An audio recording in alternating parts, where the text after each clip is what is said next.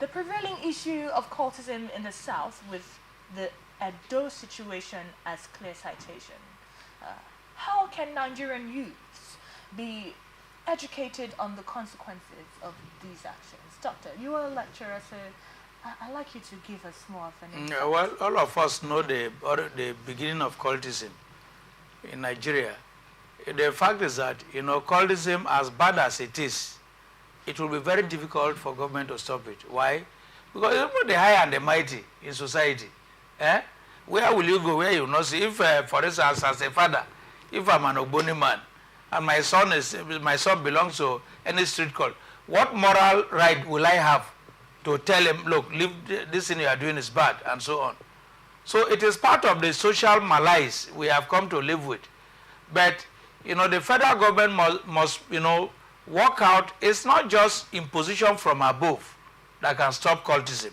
What can stop cultism is continuous sensitization, provision of so many youths, graduates who have left university 5-10 years ago without job, can risk becoming Yahoo boys because their livelihood is threatened. When they look at this, some of their mates who got better opportunities are doing well in NNPC, in SPDC, and so on.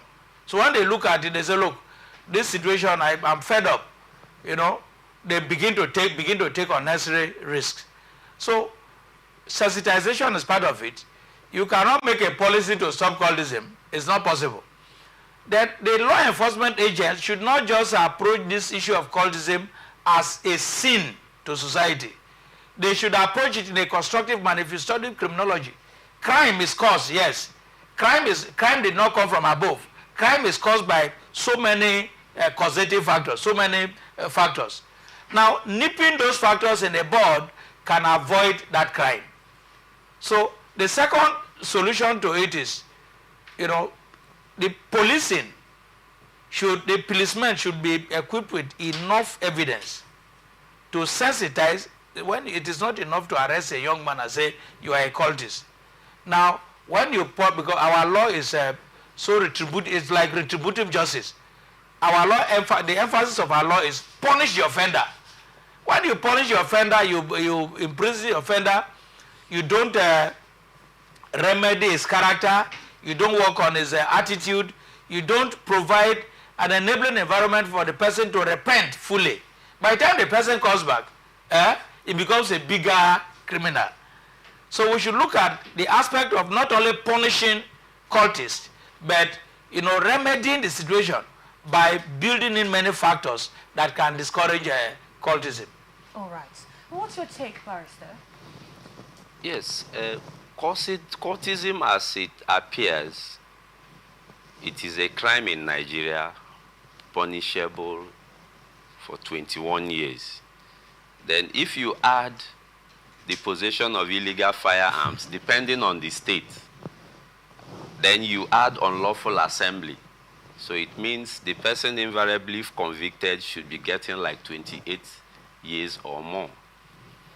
Then now, if we are to advise our youths on how to, not to get involved in unlawful assembly, as the law terms it, and not to indulge in cultism, there has to be reorientation of the public, because it is a moral decadence in the society that is already becoming a norm. So for you to cut that moral decadence, the government needs to reorientate. It should be a government concern here now, because the immediate families, it is beyond the immediate families. Parents are not able to curtail these excesses anymore. Yes. So the government should embark on radical reorientation of the youths, because the idea of the law, like Doctor said, is aimed at punishment. That is the Nigerian factor. But it shouldn't be so.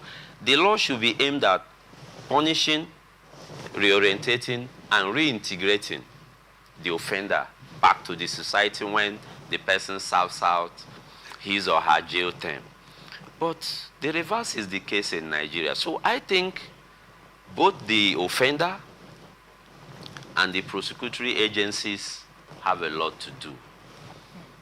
The government should empower the National Orientation Agency. I don't know why that agency is so dormant.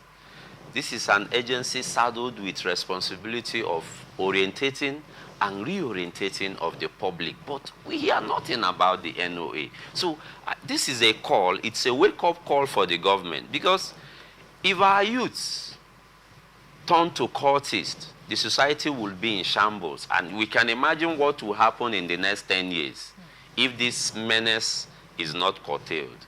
So I will advise and I will advocate that government should re-empower the National Orientation Agency with the mandate of reorientating our youths, not just cultism alone.